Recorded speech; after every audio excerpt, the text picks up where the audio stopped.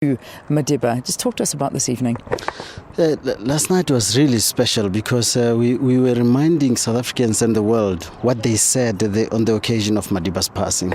Some of the messages were commitments that in your honor, this is what I'm going to do. And I think it was a reminder of what we said and to say, but it shouldn't be about reminiscing about that past of the Madiba who was, but it should be about how do we make sure that we mark this legacy with something that's going forward. It should be futuristic instead of us looking back. Yeah. Now, I think one of the most moving talks of the night was the keynote address by our Minister of Science and Technology, Naledi Pandor. She spoke magnificently last night. I wish that her speech could be played at prime time so that everybody could hear that. She really, I don't know, maybe you can do it justice by trying to paraphrase it because it was beautiful. I think for me, it rested on three pillars. One was to say we shouldn't always be expecting leadership from the summits, that we should lead ourselves. The second part of it was for me about how do we preserve the legacy way into the future. In other words, that Madiba's legacy should not be received. It's not something that you receive and preserve, but you build it and you make that legacy. The third element is that Madiba's legacy will always be under threat because of our actions. And I think I took the lesson that the key thing is that she was saying, you need to make sure that it's not threatened. You need to do something to make sure that it's not threatened. And I paraphrased it by saying that the question that is always asked is, do you think Madiba's legacy will disappear one day? And I always say yes and no. Yes, because Madiba's legacy is owned by all of us. It's a global legacy. It's not owned by one organization, by one country, one man, but it's a global legacy. But it's yes, because we tolerate things like corruption. We tolerate things like xenophobia, homophobia, and religious intolerance. And those are things that will threaten it. And that's what the minister was saying. Yeah, it really was a very moving and beautiful talk. How's it been for the foundation? I mean, I know that there was a constructive move from being all about Mandela and him working for it, and there was this definite change of the legacy of Mandela even while he was alive, and that really was the work of the foundation. How's it been? Has it been difficult for you to continue your work, or does the world just still want to do as much as they can in the name of Mandela? There's a cartoon we have which was drawn by Dr. Jack in 1999.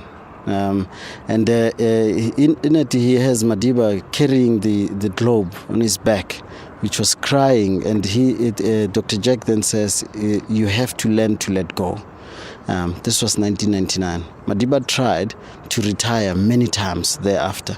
And in 2008, he then gifted us. And gifting us, he then said, it is in your hands to help build a different world, a world of our dreams, as it were.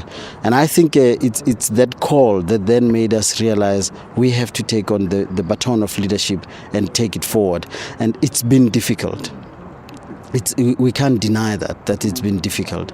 Despite the fact that he last left the foundation in 2010, he was not active in terms of our works from 2008. It was difficult when that moment came. Yeah. It's something that you knew was coming, but even as it came, you were still hoping that it wouldn't come. Yeah. Very quickly, Sello, just in terms of events planned, I know that the foundation, which is magnificent, is open to the public from today up until the 15th of December. People are able to go visit, walk in and look at what the world was doing at that time during that terrible time of the passing. But what about going forward? What's happening over these 10 days? So over the next 10 days, we will be working with the Presidency and the Department of Social Development. And we would like to particularly thank the Presidency and the department to say that with government's input, the social movements, the civil society, in other words, we're saying all of us should help And some of the things that we'd be doing at the foundation include we're going to have a tribute tomorrow by poets, authors, artists who would be doing an activation from 11 o'clock to 12:30. And then we're also going to have people who would be coming, comedians for Nelson Mandela. We're going to have bikers who would be taking off their bikes from the foundation coming to Pretoria. Yeah. And we're saying join in. Yeah. But as they do these things, part of the message is there's a literacy call. So each biker is expected to bring a book. Lovely. So it's a call for them, instead of just a toy, bring a book. Okay. And we empower our children. Excellent. All right. And I know there are lots more events. Just visit the foundation's website. You'll be able to find out everything that'll be happening at that time. Is it the Nelson Mandela Foundation? NelsonMandela.org. Okay. NelsonMandela.org. That's the website. Sello, always good seeing you. Thank you very, very much for being with us. All right. Let's take a break here on Morning Live. When you see us again, we'll be bringing you the news at 7. And then, of course, back to Freedom Park, where we've got lots more for you. Stay tuned.